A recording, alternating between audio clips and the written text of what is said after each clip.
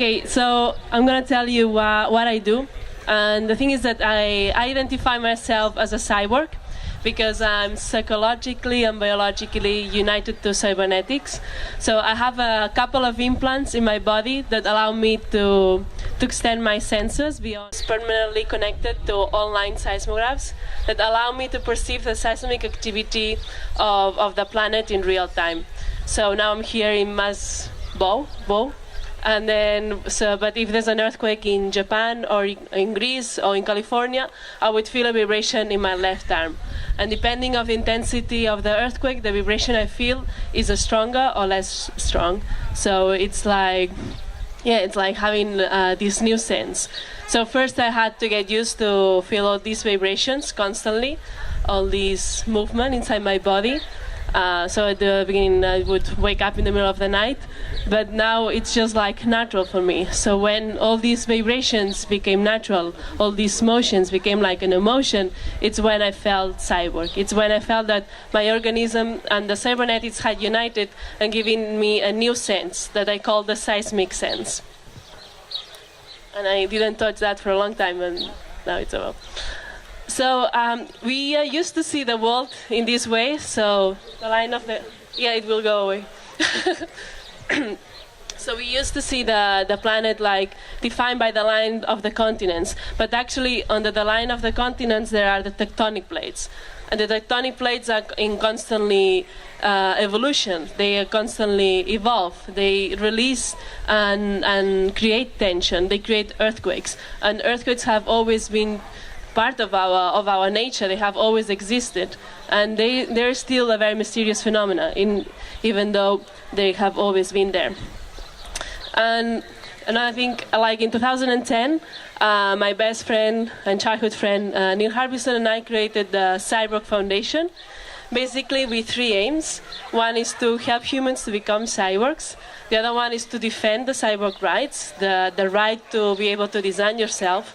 And the other one is to promote cyborg art as a social and artistic movement.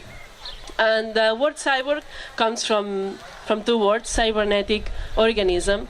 And it was actually created to define humans that modify themselves in order to survive in other environments, like in space. But since it was coined, it has been used in many different ways, like also in science fiction, and everyone has owned its own perception of the word cyborg. So in the endless list of the definitions of the word cyborgs, we try to nail it down in three different ways of defining how one could be a cyborg, or how could you relate the relation between humans and cybernetics. So we thought that one could be a psychological cyborg, which is the feeling of being a cyborg. So maybe some of you are already psychological cyborgs because you feel like close relationship to technology. For example, if the phone is running out of battery, you may be saying, "I'm running out of battery," instead of saying, "My mobile phone is running out of battery." So there's you change your language because you have an attachment to technology. One could be maybe a biological cyborg, which is the physical union between your organism and cybernetics.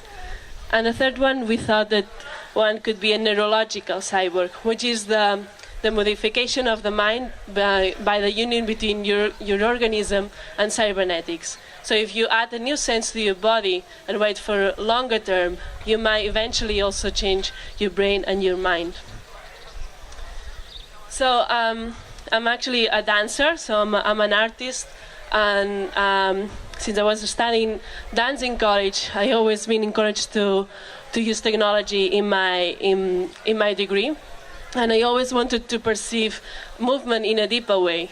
And I guess as a dancer, you can create movement or you can find movement, and there's so many movement that happens around us that we cannot perceive because our senses can be very limited. So I wanted to perceive movement in a deeper way and find these imperceptible movements that are all around us. So I decided to start different projects uniting my body with technology in order to perceive movement in a deeper way. And my first project was like the creation of this glove that I would point at people, and then it would tell me the speed of the people walking in front of me. So yeah, I mean, I would go in the street and then I would see if someone was walking 5 per hour, or 4 per hour, or 8 per hour. But that wasn't that good enough because I had to look at the screen, and actually I didn't want to know the speed. I wanted to feel the speed. I didn't want to wear technology. I wanted to become technology. I wanted the technology would be part of me and of my brain, not all information. So in order to do that, we transformed this glove in a pair of earrings. So if someone was walking from right to left, I would feel a vibration on my right ear and then on my left ear. And depending on the interpreter of each vibration, I would know the speed of the people walking in front of me. So it was like the creation of this new language that I had to learn. And so yeah, I would have this new sense of a speed. And after doing this, I created a project where I would go. I wanted to define each capital city by the speed of the citizens walking in it, because I know that there's like this common sense of movement that we all have unconsciously. You probably would walk faster in London than you do in Rome. And it's like this conscious that we all like behave in a common way, and I find it fascinating. So I went to every capital of Europe and define each city by the speed of the citizens. So after doing this, I realized that London was very fast. Also, Stockholm was very fast. And the slowest city I've been was the Vatican City. No one runs there ever. It's just basically a whole line. So after doing this for a while, I decided that maybe I could turn these earrings around, and this actually opened my whole awareness, my space awareness, to 360 degrees, because all our senses are very focused in front of our bodies, but the back of our bodies are very dead sensory speaking. So this allowed me to perceive if someone was getting closer to me. So imagine actually this sense, we give this sense to cars. So cars, when you have to park, they sense and they beep if they get closer to another car. But actually humans, we don't have this. And sometimes if you want to go in front, go past in front of another person that is blocking your way, they don't feel you, that you are behind. So I feel that if everyone would have this, maybe, our behavior in cities would change, and maybe new sports will be created because we would feel what we have behind. And after perceiving all these movements that I had around us, I wanted to perceive a more universal movement, a movement that didn't depend on people or objects. So I imagine, if I would be alone, how could I perceive movement? Then I realized that there's many ways to perceive movement, but actually the Earth is constantly moving. Not only rotates by itself and around the sun, but it shakes every day through earthquakes. And actually I find it amazing because it's a huge movement, and most of the time it's imperceptible. So I thought that it would be amazing to be united to this natural huge movement, to one body, and be able to perceive the earthquakes and the natural movement of the Earth. So this is, first I would wear it outside, and then since last year I have this implant in my left arm that vibrates every time there's an earthquake. So now that I have been connected so long to the Earth, it feels like a good way to describe it. I say that usually feel like I have two heartbeats, like my own heartbeat, and then the Earthbeat that I call that. It vibrates in its own rhythm also inside the body. So I had to get used to all these vibrations, and sometimes I would wake up in the middle of the night, now less. So Earth sometimes keeps interrupting my daily life. And also feel that actually, I think it's unfair that we all have this image that earthquakes are the bad thing happening in our planet, because they have always been there and they are part of our nature. I think the bad thing is that humans haven't been able to adapt to this natural phenomena. Also, I see this as art, as cyborg art. So I think artists no longer need to use technology as a tool. We can use technology as part of our bodies, create new senses, and then create artwork from these new senses. So I guess the artwork of a cyborg artist would be the creation of a new sense. So I see the seismic sense as my artwork, but it's an artwork that happens inside my body. So I guess I'm the only one in the audience. So in order to share what I feel, I create external artwork. So it's like taking a photography. So I guess the photographer first see the photo inside the camera and decides when to shoot the camera, and then he reveals the photograph. He decides how to reveal this photograph and sharing his images. So in cyborg art, it's the same system. And one way that I have to share what I feel, it's through dance. So I have this piece that is called Waiting for Earthquakes, where I stand still and wait for an earthquake to take place. And whenever this happens, I move according to the intensity of the earthquake. So it's like an invitation to the audience just to be in this waiting room. We all wait together in real time for the earth to move. And whenever it happens, I move according to the intensity. So I see this is like a duet between the earth and myself. Earth is like the choreographer of the piece. She decides when I have to move. And then I'm just interpreting the real data. So, yeah, it's based on real time. So if there are no earthquakes, there will be no dance. And some festivals are very worried about this, but I'm just like, it's not my fault. It's like that's the key thing. I performed this also inside the Cube in some places in the street in New York. This was in Times Square at 4 o'clock in the morning. I was just waiting there for an earthquake, and some people interact with the Cube. A lady laid down with me waiting. A man came inside of the Cube. I know, it was fun. And also, I get this sculpture actually was exhibited in CCCB in Barcelona for the exhibition Mes Humans, and it's a sculpture that it's a replica of my arm, and it vibrates every time there's an earthquake in real time, so visitors can touch the arm and feel an earthquake if anything is happening. So I see this as it's a cyborg sculpture because it's a sculpture connected to a living organism, which is the earth in that case. And I also reveal what I feel through music. So I play the drums, and I have two ways of doing this. One, it's in real time, so the rhythm of what I play is based on the rhythm of how the earth is moving in that moment. So the intensity of the percussion is based on the intensity of the movement of the earth in that moment. But I also create scores or play the scores that are based on the earthquakes that are happening in a specific place. For example, this score is based on the it's not full. Well, never mind.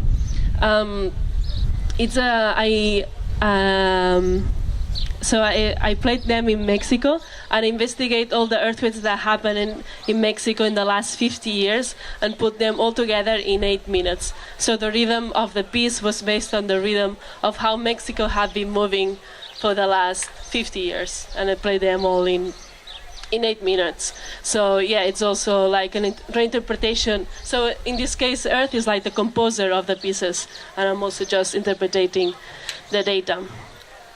And some other projects that we did, actually I co-founded a company called Cyborg Nest, and we offer sensors that are already made. And this is like a kind of piercing that you can place.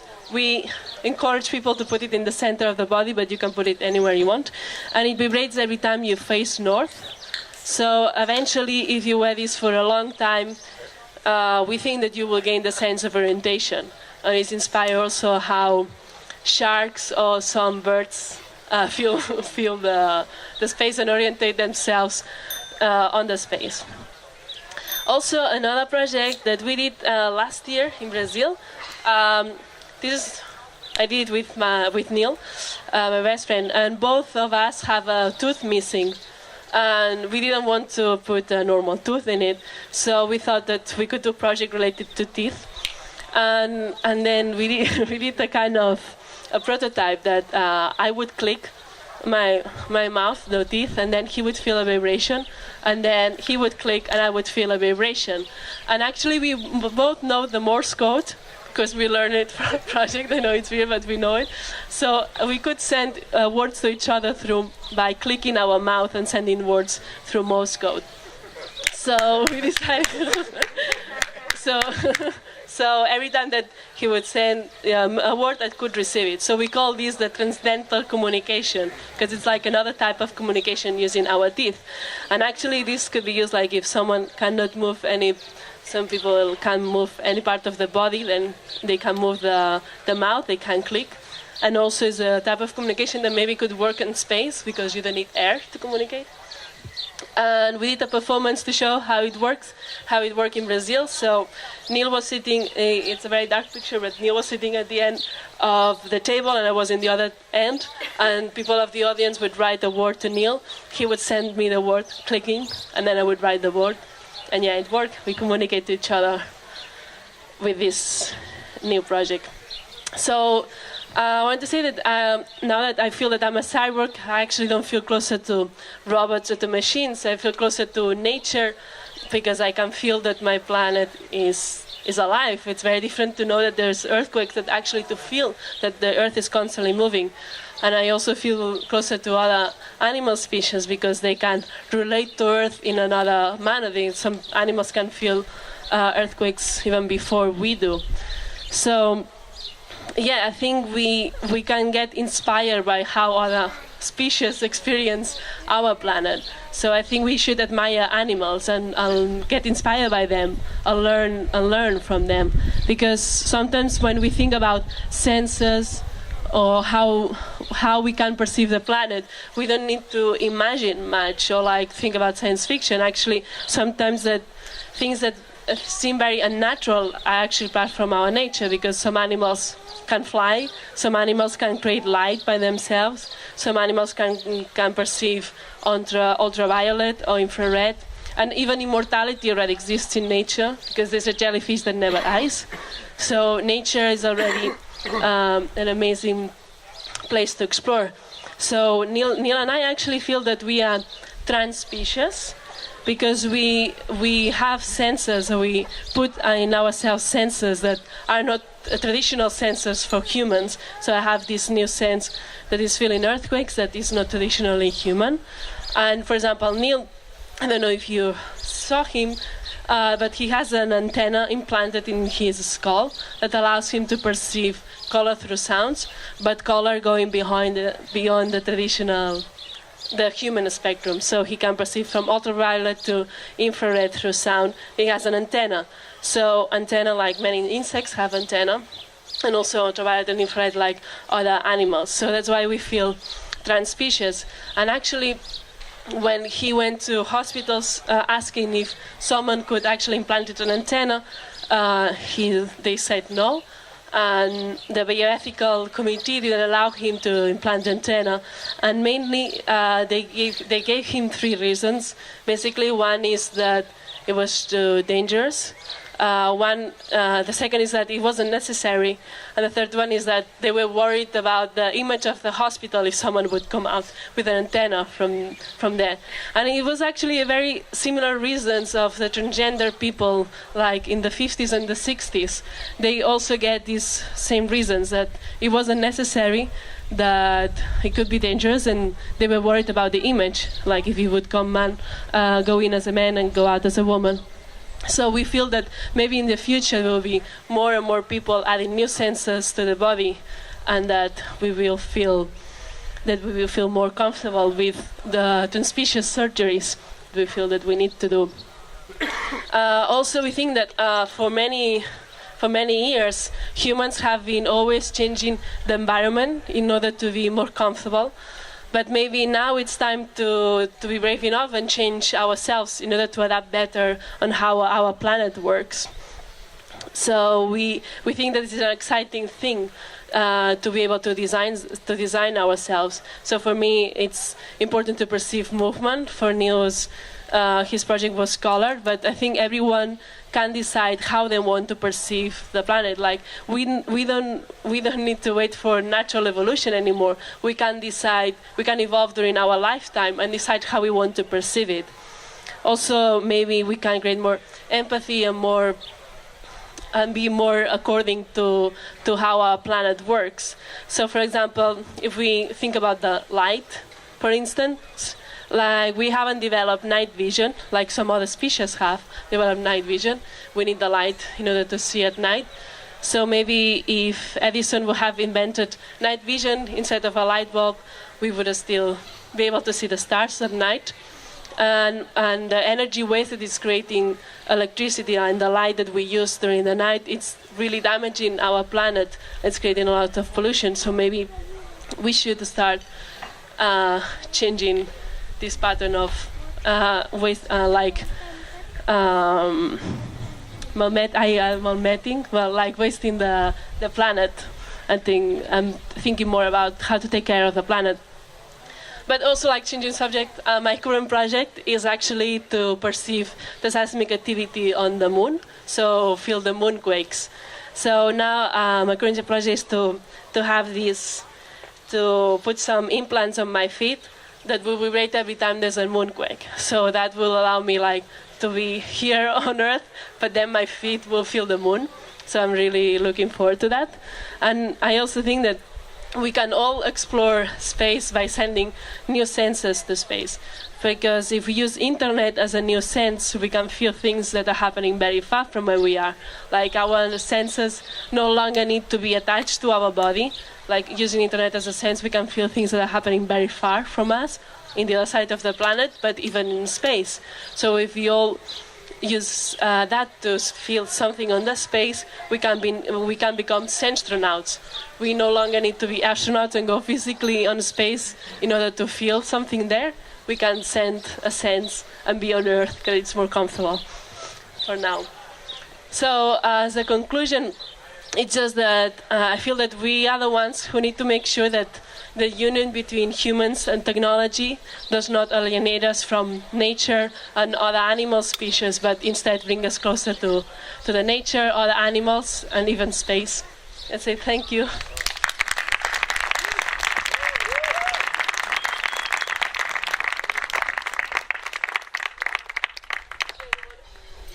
If anybody wants to ask something to Moon. Hi, I'm very impressed, especially by your sense of art. Thank you for your contribution. It's okay, it's okay. You're a human as well. I would like to know, how do you feel about 1,000 people dying because of an earthquake? How I feel? Yeah, because you are connected to that in a way, in one way, right? Yeah, or exactly. In a few ways, and there is another part of the planet that is, I don't know, losing someone they love because of that, or even dying because of that, right? Yes. I don't know if this I don't know if this is solved in your mind somehow, or if you have a dilemma. How do you say that? Dilemma, or not? I don't. Maybe I'm sure I'm not the first one asking you this question, but I need to know your feedback about it. Thank you. Yeah, well, when this happens, I feel terrible. I remember the first time happening was very strong in Nepal, and that day I was out. I couldn't. It was a very weird feeling because I felt connected to them, but at the same time very far, and it feels very, very strange, and very terrifying. So, actually, I want to create something in order that my art also produces something in research, in order to protect also the victims. And yeah, I feel it feels terrible, but it's also. I also learned from feeling all these earthquakes that actually there are many big earthquakes and nothing happens. So it's actually 99% of the earthquakes that happens on Earth, nothing bad happens. So it's just that I feel that we need to relearn how to live in our own planet, because if we more aware of how alive our planet is, and is constantly moving, we probably wouldn't be cities at the edge of the tectonic plates in the very dangerous places. So if we would learn how to live in our own planet, we would be living in different places that are not so dangerous, and we wouldn't be building all these big cities in places that are constantly moving. So it feels horrible, but it's a human problem. It's it's like, yeah. Two questions, sort of related. One, do you feel that you're a slightly different species now? And based on that, how do you see normal humans now that you've started to experience something that nobody else is feeling? Yeah, I start thinking of that I'm in another species. Actually, the first person that said this about another species, it was Oliver Sacks. I don't know if you've heard about him. We went to meet him and to see him, and he said, "You are another species," and they were like, "Oh, wow, yeah, because we have senses that doesn't belong." It just.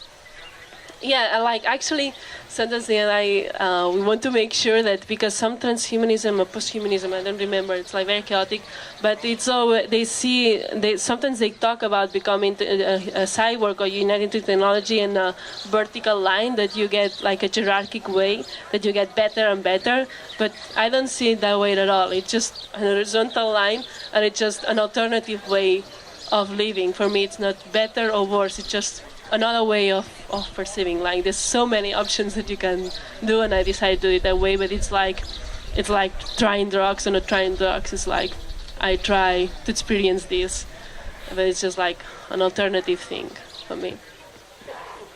How about then when you feel the earthquake? Is there like an urge to know what has happened and where? So do you need to check it immediately that what has happened, or do you kind of already know yourself than when there's need for like looking more information of it or whatever? Yeah, at the beginning I would look at all more, and now I'm just like used to it. If there's a really big one, then yeah, I would check it. But actually there's many big ones. How often do you? No, the vibrations are very often, at least like a couple an hour. It's like the Earth, yeah. So sometimes every 8 minutes, sometimes 20, sometimes more. So it's a constant beat, constant no, but like, yeah, very often. So sometimes I don't even feel it. It's like it's part of me. If there's a big one, maybe when I'm quiet or relaxed, then I would really feel it. And then you will check it if it's a big yeah. Yeah. Hi. So 2 questions. One, has there been any earthquakes in the time that you've been speaking? And 2 is, do you think that our bodies and our brains have the capability of, so you have a sixth sense, you have a geo sense right now. How has the experience of including a sixth sense for your brain been? And do you think that as we become more advanced humans, that we have the brain hardware to be able to adapt to having new senses, seeing the electromagnetic spectrum, feeling people's feelings, other senses? Do we have literally like the hardware capability in our brains to do that? And how was your experience coping with that new sense? Yeah, the first, yes, I felt the vibration while I was talking. And then also, yeah, I think the brain, I don't know if like it's more than before, but like the brain can adapt very easily, and everyone has its own way of adaptation. It's like learning a new language. Some people pick up easy and some people take a while. So, for example, with the north sense, that many people will have actually the same sense, it would be interesting like how everyone reacts and how everyone adapts. And that's the nice thing about it, that everyone is different and the brain works differently. But I really think that you can adapt to many things. Actually, the first project, that there was a man who, I don't remember the name, but like he put mirrors as glasses and he saw everything upside down. But then the brain, after a while, they change the vision. So the brain can adapt to many things, so it takes a while. Yeah, I think you can keep adding. I don't know, everyone has his own process. Thank you so much. I have 3 hopefully quick questions. 2 of them are boring. One of them is, can you turn it off? So, for example, like when you eat and you're... and then it was a prototype. It's not... it's not there. Okay, no. Cool. Second thing is, I suppose you're tapping into some global database of earthquakes, and I wonder if you're paying for that, and if that data is expensive. Like, what's the actual... No, although I pick it up it's online, so we created like a database. Oh, so it's like And open yeah. source. Yeah. Cool. And then the last question is, what's one thing you would, if you could regulate or ban something from like the cyborg experience, is there something like an extra sense that you would not want people to take? Like, what would be a red line for you in the cyborg space? For me, actually, we were talking about this with Neil the other day. It's like we always say that whatever you do that affects other people, I wouldn't do it. It's like for me, it's not ethical. Like you extend your senses as long it doesn't affect other people, like in a good or in a bad way. It's just extending your own perception. So whatever you do that affects other people, it doesn't. I wouldn't do it. Thank you. It doesn't sound ethical. Hi. How did you decide what triggers your implants? Why this? Why earthquakes? Why not every time a woman orgasms somewhere, you feel a vibration? That's at least 4 times a day, you know? And no, I'm just saying, no, honestly, how do you choose your triggers? I mean, because it's very personal. Why did you choose seismic? Why did you choose earthquakes and not the motion of the clouds, or, as I said, like other things? Well, I think I told that before. It was like a whole process of looking for a movement, because I'm a dancer, so I want to perceive movement in a deeper way. And as I said, like as a dancer, you can create movement or you can find it. And after doing different projects, I realized that actually Earth constantly moves and creates big movements that are imperceptible, and I found that fascinating. And being connected to nature and So does it make you feel more natural? Do you kind of pursue things that'll make your cybernetics kind of make sense because they're also natural? You know what I mean? Yeah, I'm interested in nature. Yeah, definitely. So some people are saying, but you can use this to treat their data, but Twitter data doesn't fulfills me more to perceive natural elements. So sometimes actually what we say with Neil is like we do real reality. We don't do like virtual reality or augmented reality. We actually perceive the real reality happening in a deeper way.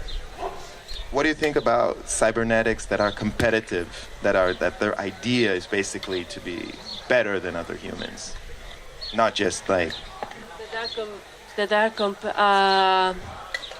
I don't think because you could have taken it that way, you know, bigger, faster, stronger, like something that could improve your abilities technically. Yeah, definitely. Like some people, everyone will do it on its own values and its own opinion. But this is inevitable. It's like the same way a knife can be used to cut bread or can be used to kill someone. So everything that exists, you can use it in a good way or in a bad way. But this is in a human nature. So it's like humans decide how to use these things. And I use it as an artistic point of view, and because I'm not interested in just technology, I'm interested in the real world happening. So I'm using it in my own way, but definitely everyone. I have another question to ask you afterwards, not in public. And hey, how's it going? Quick question. Do you think more people should be cyborgs? Where do you stand on that? I encourage people to find this exciting, like that everyone. Yeah, I didn't say that, but actually, sometimes I imagine that maybe in 50 years I would go to a bar and rather than asking, and apart from asking where you're from, I would ask what sense do you have and how did you decide? What did you decide to extend or to sense? And I find this exciting, but some people don't, and I also respect that. It's just, as I said, it's just an alternative way. I think more and more people will be willing, especially the people are now being born, like because they don't have all these science fiction movies on Terminator when they think that technology is only bad. And I'm sure that younger generations, they wanted to be different from their parents, and our generation is all the time looking at the screens. They will be more up for implants. Like now everyone has a tattoo. Before it was very weird. So I think it's going to become more and more normal in a natural way. But it's definitely an option.